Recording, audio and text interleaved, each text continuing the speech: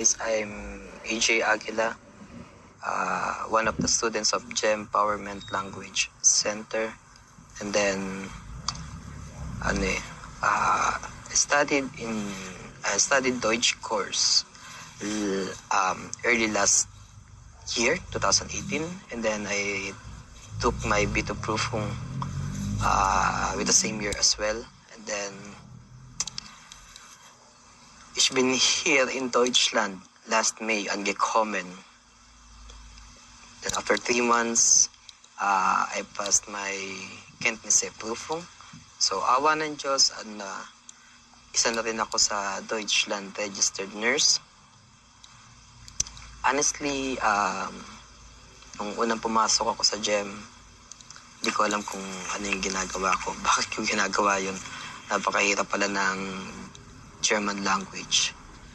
Pero with the help of GEM Empowerment, tutors, friends, and classmates, na-survive namin lahat yun. Kasi yung iba nandito na, and yung iba papunta na. So,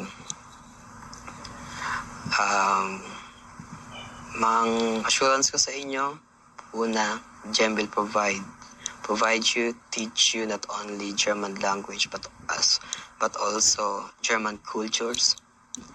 Then second, special thanks to Dr. George Rus, aka Doki, ang nanay namin dyan.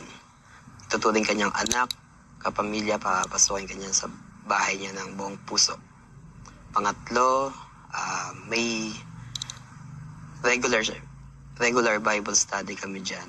And I know, isa yun sa pinakamalaking factor kung bakit malaki ang nagiging produkto ng GEM. Dahil hindi kami nakakalimot tumawag sa Panginoon.